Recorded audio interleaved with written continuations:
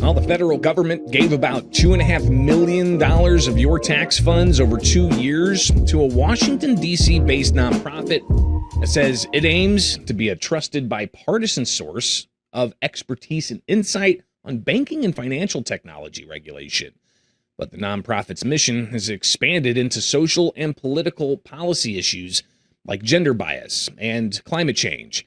That's according to the investigation by the Center Square investigative reporter, Mark Strickers. He joins us now.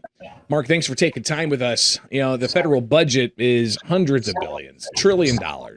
Why is $2.5 million in taxpayer funds going to the Alliance for Innovative Regulations important? I mean, $2.5 million, again, compared to the entirety of the budget, seems like a grain of sand.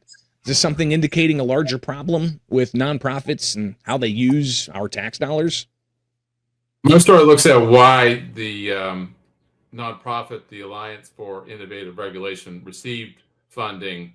I looked at in 2023 and 2024, it got money for saying it engaged mainly in helping regulators and companies look at financial modernization, such as financial technology.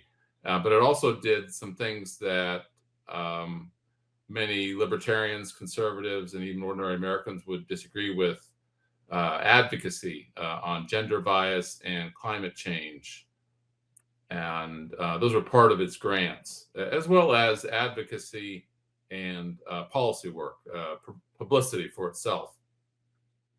But again, $2.5 million doesn't sound like a whole bunch of money. Does this seem to indicate there might be other problems with nonprofits getting dollars in previous budget years? Yes, I was just looking at data that my colleague Jared Strong provided on all the federal funding for DC-based nonprofits. And basically, I picked the Alliance for Innovative Regulation out of a hat. It was almost like a fishing expedition, and just in a good sense of trying to find a story. And I noticed that this nonprofit, the Alliance for Innovative Regulation, it's only been around for since 2019. It got money for projects that many Americans would disagree with. So that's why I got the story. So so I mean, it's indicative of a larger problem. I can't really say that because I'm not looking at that, but it was data that I found on this company, and the more I looked, the more I got interested. And it's also interesting because I contacted the nonprofit twice via email and reached an old number, and still haven't heard from them. So one could say they're unaccountable, even though they got federal taxpayer money. You know, I would imagine if you were to reach back into your hat with all the different nonprofits in there, you could probably find story after story on this. But focusing in on the Alliance for Innovative Regulation, they got $2.5 million.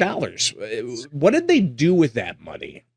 Some of that money was for outside contractors. The Alliance would have what they call tech sprints, or basically coming up with policy or coming up with solutions, technology-related solutions to problems related to financial modernization. But it also engaged in publicity. Some of that grant money that they got was for creating a YouTube channel as well as a podcast. And also posts to LinkedIn.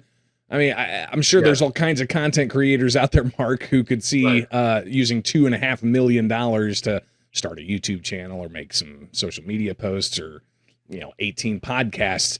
But these are tax dollars, right? I mean, these tax dollars, is there a regulation that keeps them from being used for biased type of, media materials being produced with it? Yeah, it's a good question. The code for nonprofits, 501c3s, is what this Alliance for Innovative Regulation qualifies for. Just says that nonprofits are for charitable, religious, scientific, and one other purpose that I'm forgetting right now. Those are generally services that nonprofits are supposed to engage in. But this one, the Alliance, by doing things such as trying to position itself as a thought leader, a phrase that the nonprofit used in one federal grant, it's hard to understand how that fits in with the federal money that the taxpayers give to organizations like this one, You know, or as did you mentioned, in 2023 and 2024. and as you mentioned, you did try to reach out to the Alliance for Innovative Regulation to get a comment. Couldn't get that either by emails or by a cold call to them. But you did scour their website, and one quote I do want to pull here is Yes. you found them talking about traditional regulatory tools alone are no longer enough to respond effectively. Regulators need timely, usable data that reveals where exclusion occurs and whether interventions are working. It sounds like a lot of kind of, different types of industry jargon, but what exactly is it that they were providing? Yeah, it's difficult to say. They do use a lot of jargon. I should say that this organization the president is actually CEO is Joanne Barefoot, not Maya McGinnis.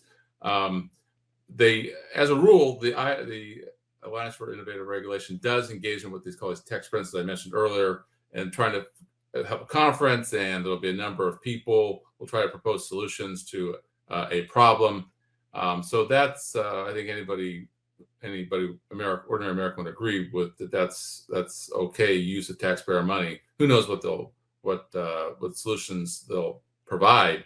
But once you engage in publicity and advocacy, then the political question, taxpayers have more reason to raise questions about the organization. And definitely provide more scrutiny on this. And Yes. obviously the investigative team with the Center Square staying on top of that. So be sure to get their latest work by clicking on investigations at thecentersquare.com. Greatly appreciate Mark's work, and we'll be checking back in with him and the team very soon.